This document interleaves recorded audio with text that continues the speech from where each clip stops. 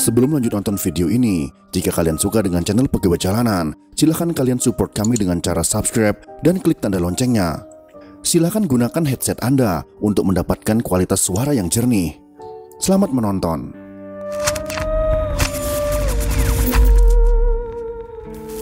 Mbak menikah tahun 83 dan kemudian ada perceraian di tahun 98, itu juga tidak benar. Ini apa pertanyaannya? Itu yang kalau Mbak nggak keberatan, kami ingin klarifikasi karena itu yang selama ini beredar. Iya. Mbak menikah tahun 83, 15 tahun kemudian tahun 98 Enggak, bercerai. 98 sesudah itu kami memang berpisah. Ya udah, titik itu kan, itu tidak perlu saya dalam suatu rumah tangga kita punya ini berpisah, nggak perlu diceritain ke orang-orang kan. Jadi berpisah itu kalau tidak keberatan boleh nggak? Maksudnya apa, Mbak? Kenapa kamu mau tahu? Karena kan ada kemungkinan nanti Pak Prabowo juga jadi presiden, sehingga ya kalau ada sesuatu ya kalau yang jadi harus presiden ya nggak apa-apa, ya alhamdulillah jadi presiden. Titik Soeharto adalah nama panggilan dari Siti Hediati Haryadi. Pada akhir-akhir ini selalu mendapat sorotan dari publik karena memiliki hubungan kisah cinta dengan Prabowo Subianto, calon Presiden Republik Indonesia yang sudah menggenggam kemenangan besar pada kontestasi Pilpres tahun 2024. Air mata Titik Soeharto mungkin jarang terlihat oleh publik.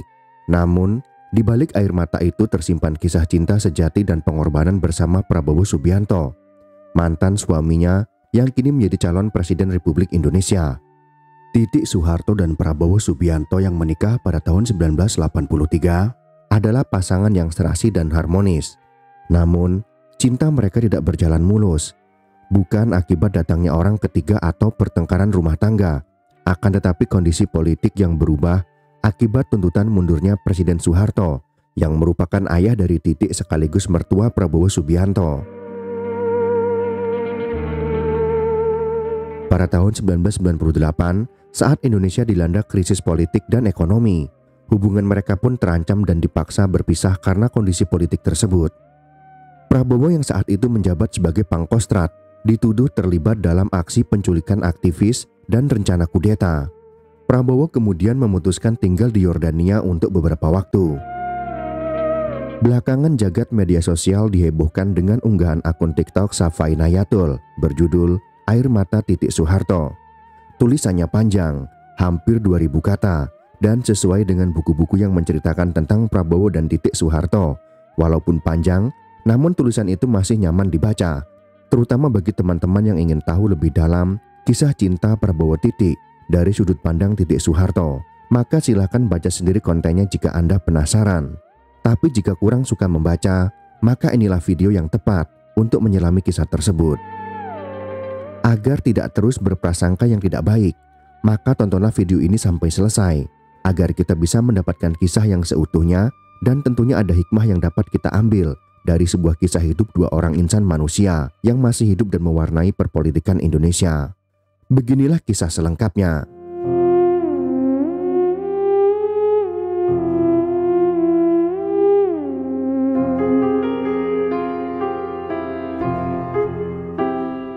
Semua wanita sama apa yang diharapkan pada calon suaminya. Seorang pria yang dapat menjaga, melindungi, dan selalu mendampinginya setiap saat. Tak peduli apakah wanita itu dari kalangan jelata maupun kalangan bangsawan.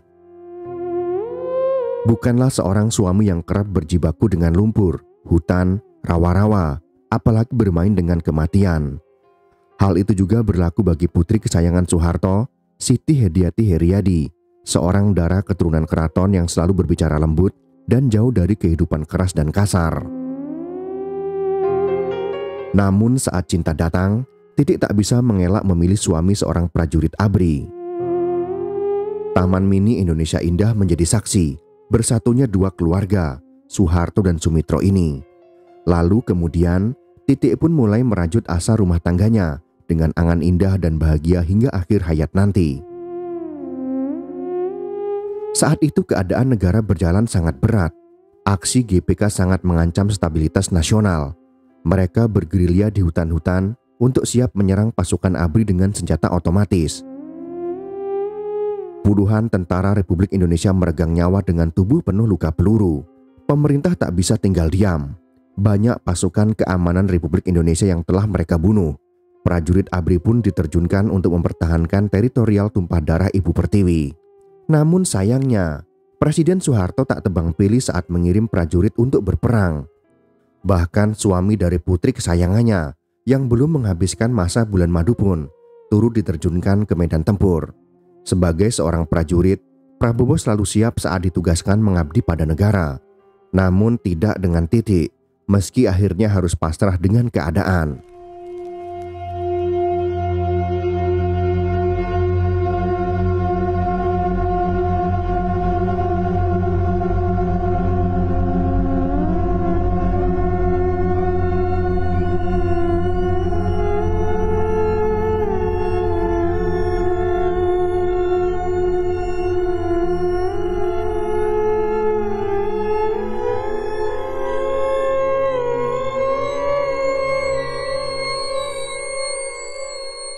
Saat Prabowo mengangkat tas, meninggalkan istri yang baru saja ia nikahi untuk bertempur, Titik pun menangis.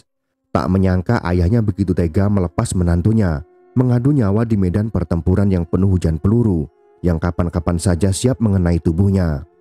Kenapa bukan yang lain? Itu yang ada di benak Titik. Seorang prajurit ABRI siapapun dia harus siap membela negara, siap hidup di alam liar, siap mengadu jiwa, dan siap pulang hanya tinggal nama. Demikian pesan yang sering didengar Titik dari ayah kandungnya.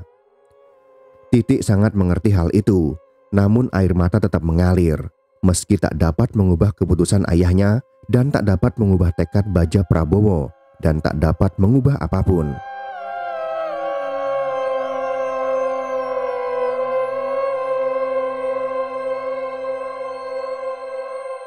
Beratus malam Putri Soeharto tidur dalam kesendirian dan selalu dihantui perasaan penuh khawatir yang mendalam.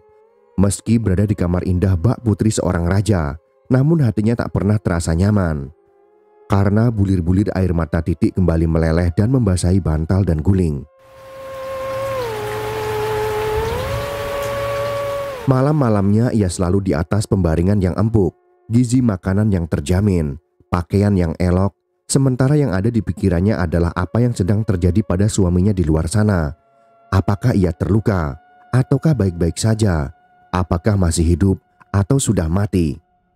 Tak ada makanan yang terasa enak di lidah. Tak ada pemandangan yang terlihat indah di mata. Tak ada hiburan yang membuat senang hati. Yang ada di pikirannya saat itu hanyalah Prabowo suaminya. Di tengah malam pekat gulita, Titik sulit memejamkan mata, pikirannya melayang jauh entah kemana. Sementara di tempat yang jauh Prabowo bergulat dengan dinginnya cuaca malam. Perihnya perut karena lapar, dengan kondisinya letih dan sangat lelah harus tidur di atas rerumputan dan bahkan tanah lumpur alam terbuka. Tak ada yang bisa dilakukan Titik kala itu selain hanya merintih di dalam doa dan memasrahkan suaminya kepada Allah Subhanahu wa Ta'ala. Sebagai seorang wanita, Titik merasa ia telah diperlakukan tidak adil oleh ayahnya. Lebih dari itu, Titik bahkan merasa ia sedang tidak diperlakukan adil oleh negaranya. Kenapa kebahagiaannya yang harus digadaikan untuk negara? Tidak bisakah seorang Soeharto menukar Prabowo dengan prajurit lain? Atau setidaknya memerintahkan suaminya pulang ke rumah barang sejenak? Titik rindu, Titik kangen suami bapak. Tangis Titik di depan Soeharto kala itu. Namun ayahnya dari dulu selalu hanya menjawab, "Sabar Nduk, sabar."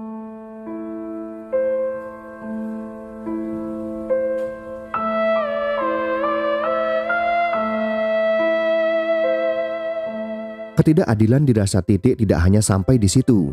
Hatinya sedih dan berkecamuk, ingin rasanya menjerit dan berteriak sekeras-kerasnya. Sebagai seorang wanita, ujian yang dialaminya saat itu begitu berat, apalagi saat itu ia mulai hamil dan mengidam. Ia ingin bercerita tetapi tak tahu harus bercerita kepada siapa. Kemana suaminya saat ia ingin bermanja? Kemana suaminya saat dirinya tergolek sakit? Kemana suaminya saat ia mulai merasakan kehamilan? Di mana suaminya saat ia mengidam? Di mana Prabowo saat perutnya kerap mengalami kontraksi? Di mana putra Sumitro itu kala dirinya mulai memasuki masa melahirkan? Dan di mana pria yang selalu mengaku cinta kepadanya itu saat ia harus merawat dan mengasuh putranya sendiri?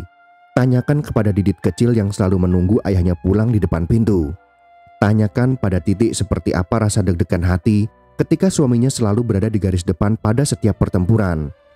Tanyakan juga pada Titik seberapa tegar dirinya saat mendengar suaminya sempat berhari-hari hilang di tengah pertempuran, dan saat Prabowo ditemukan dalam kondisi pingsan dengan tubuh penuh semut dan ulat. Prabowo selamat setelah saja nyaris tewas. Titik sulit menjalani kehidupan normal seperti saudari-saudarinya yang lain. Ibu Tin Soeharto yang telah dulu pernah mengalami seperti apa yang dialami putrinya, mencoba menghiburnya seraya mengajarkan bahwa cinta tak selamanya harus di sisi, cinta tak selamanya harus mendampingi, cinta adalah mengabdi pada negeri, bahwa cinta adalah pengabdian, dan cinta adalah pengorbanan meski harus berisiko tinggi dan menyakitkan hati.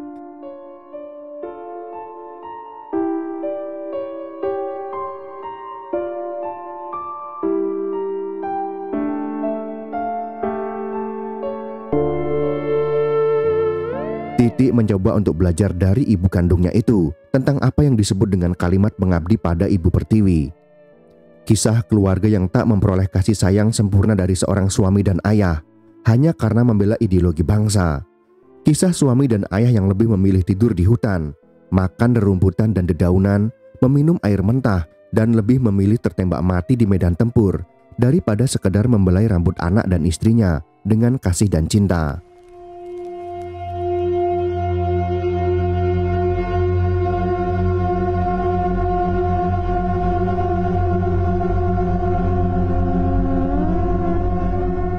Saat meledak peristiwa Mei tahun 1998, Letnan Jenderal Purnawirawan Prabowo Subianto tiba-tiba dipersalahkan atas kasus yang tidak pernah ia lakukan. Prabowo Subianto dituduh melakukan serangkaian pelanggaran HAM. Pada kondisi dilema, keluarga Cendana menuduh dia adalah pengkhianat keluarga Cendana. Dia harus diusir dan harus menceraikan Mbak Titik. Sebagai wanita, tak ada yang bisa dilakukan Titik pada masa itu selain kembali harus menumpahkan air mata. Putri Soeharto ini tak berhenti menangis. Suami yang sangat dicinta saat itu tengah berada dalam kondisi terfitnah, dan ironisnya, keluarga besarnya tidak berpihak pada suaminya. Posisi Prabowo saat itu sangat tidak menguntungkan. Prabowo bersama sejumlah petinggi militer lain yang telah mati-matian mempertahankan stabilitas keamanan, entah bagaimana ceritanya, justru menjadi difitnah akan menggulingkan kekuasaan Soeharto. Alasannya, karena Prabowo dekat dengan sejumlah tokoh reformis semacam Amin Rais. Sementara Titik tak dapat berbuat banyak.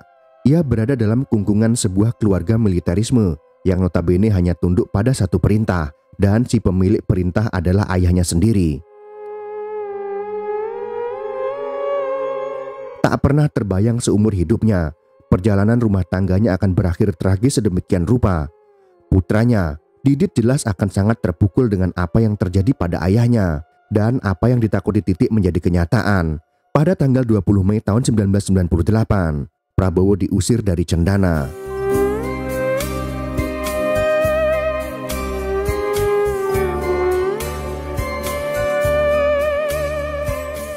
Sandiwara tragis sedang berlaku di negeri ini. Prabowo di mata rekan militer. Ia banyak didengki perwira tinggi karena memiliki segudang keajaiban prestasi dan tentu saja beraliran putih. Di mata Soeharto yang tak lain adalah mertuanya, ia dituduh pengkhianat karena pro rakyat. Sementara di mata rakyat, Prabowo diklaim sebagai kaki tangan Soeharto, sedangkan ia sama sekali tidak diberi kesempatan untuk membela diri. Prabowo kala itu benar-benar berada dalam kondisi terjepit. Setelah apa yang ia perbuat selama hidupnya untuk militer, dan setelah apa yang ia korbankan untuk rakyat, kini ia malah dikeroyok beramai-ramai.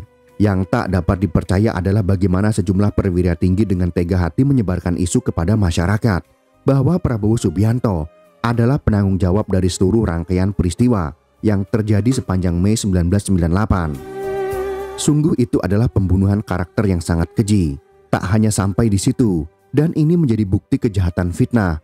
Prabowo pun ditamatkan karirnya pada tanggal 25 Mei tahun 1998. Prabowo yang selama ini sudah mengorbankan seluruh jiwa dan raganya untuk bangsa dan negara, tiba-tiba harus mengalami ujian yang sangat-sangat pahit.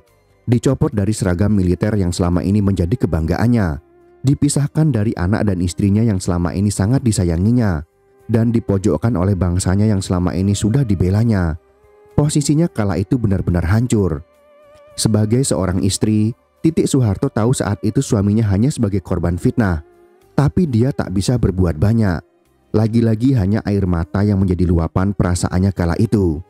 Dengan keikhlasan di bawah tekanan keluarga militer, Mbak Titi tidak punya pilihan selain harus pasrah dengan keadaan, harus rela melepas lelaki yang selama ini sangat dicintainya.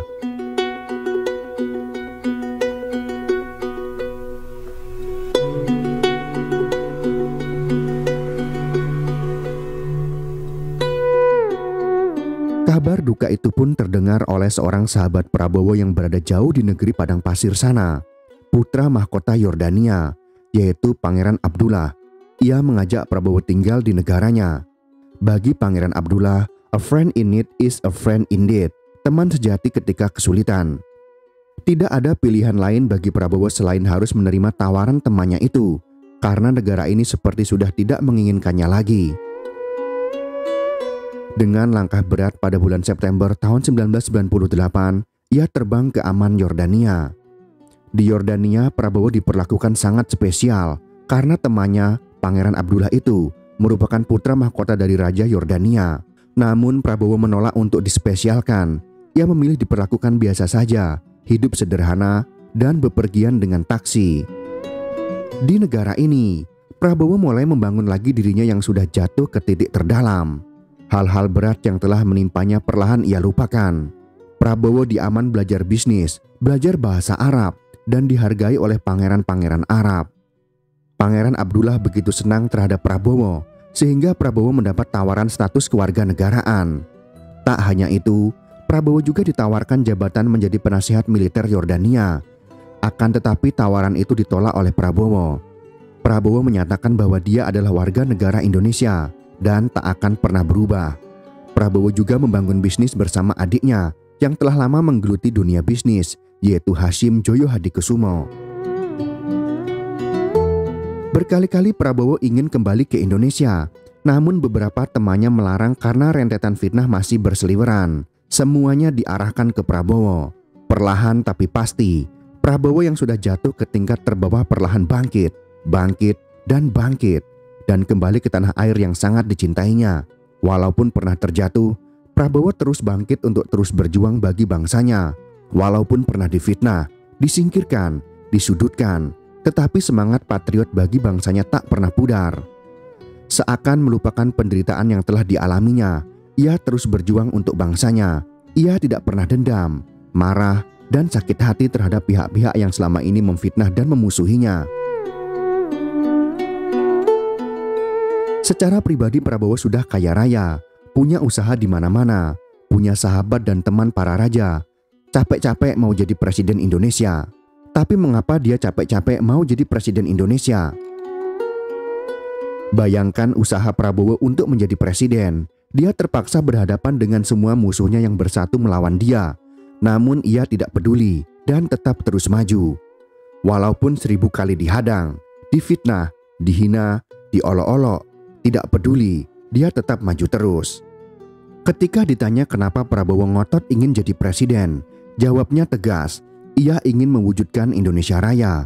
Otak dan hatinya panas melihat Republik Indonesia tersia-siakan.